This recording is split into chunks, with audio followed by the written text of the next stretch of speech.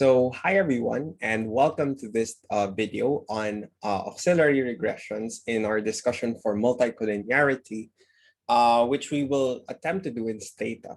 So the reason why we'd like to tackle auxiliary regressions is because we would need to perform these special types of regressions to be able to derive some of the tests that we will do to detect multicollinearity.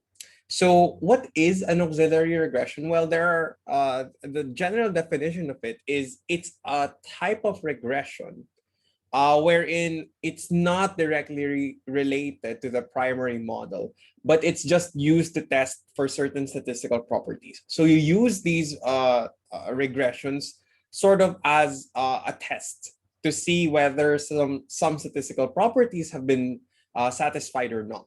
And in this particular video, we're solely focusing on our concept of multicollinearity, in particular detecting multicollinearity. So for multicollinearity, the auxiliary regressions take the form of regressions wherein a jth independent variable is regressed against the other I number of independent variables. So say you have a model specified in the form below. So right as we said before, you have three independent variables, x1, x2, and x3. And if multicollinearity is severe, then it suggests that x1 may be explaining x2 and x3. Could be that x2 is explaining x1 and x3, and x3 is explaining x2 and x1. You do not want, again, the assumption of non-multicollinearity states that these things, these independent variables are not related, right? That's the assumption that we have, right? And if we breach this assumption, we said that, okay, it's generally normal that this assumption is breached, but we do not want it to be too severe. So it's a degree problem, right? So in this particular example, since there are three independent variables, we could conceivably conduct three auxiliary regressions. And how is that specified? Well, it goes like this. So you have three independent variables, x1, x2, and x3. Then those will be your dependent variables, one for each of those independent variables, and you regress that variable against the other independent variables. So for x1 being the dependent, you regress it against x2 and x3. Then for x2 being dependent, you regress it with x1 and x3. For x3, you regress it against x1 and x2, right? And what you want to see, right, because this is a regression, this will show you some relationship between these variables. So this alpha terms here, okay, tells you something about how x1 is influenced by x2 and x3. If they were truly exogenous from each other, those alpha should be equal to 0, right? And you should, if you get an r squared from this one, that r squared should be very low, right? If they were not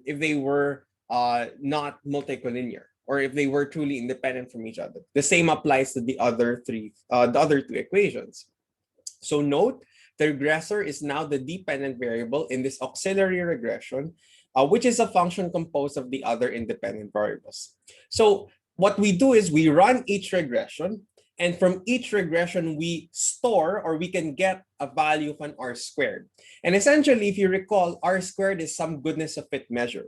So if we find that the r squared in your first model is, say, like 0.20, then the independent variables x2 and x3 explain 20% of the variation in x1, right? That's 20% of the variation in x1.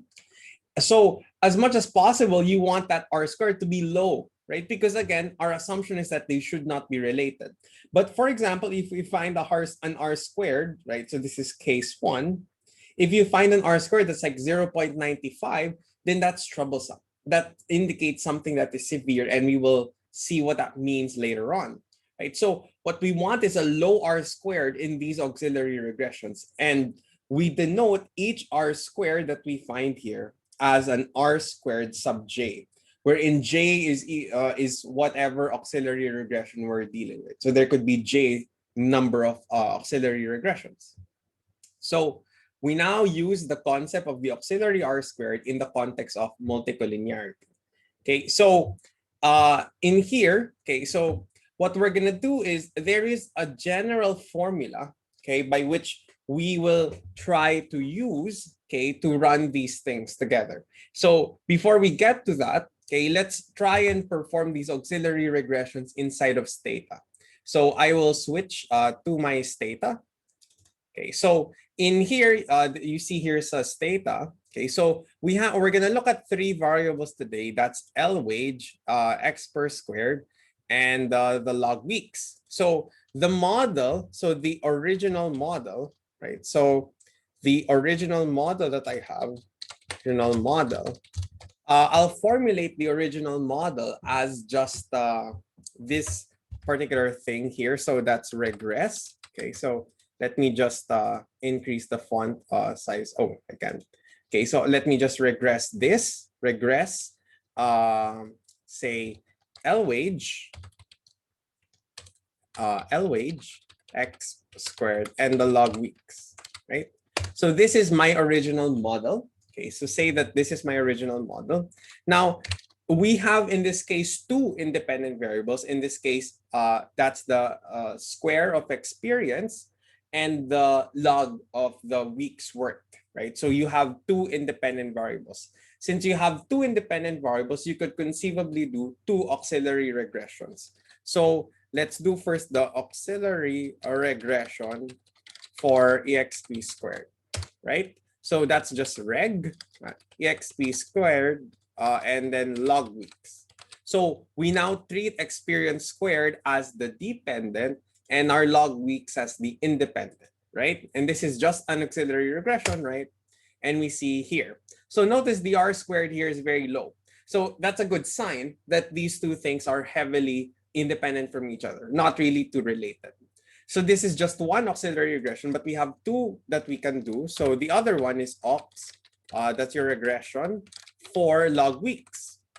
So instead of X per squared being the dependent, we'll make log weeks the dependent now. So reg log weeks X exp is Q, right? And you have now here. So notice, it just so happens that roughly the same result that you got, right? So that's 0.0006, okay? Now, this is a good result because this means that the value of it, the value of the relative fit of the model is quite low, which means that in general, you think that these two things are not heavily significant. You can actually still see it here with the p-values as well, right? So that's the concept of an auxiliary regression.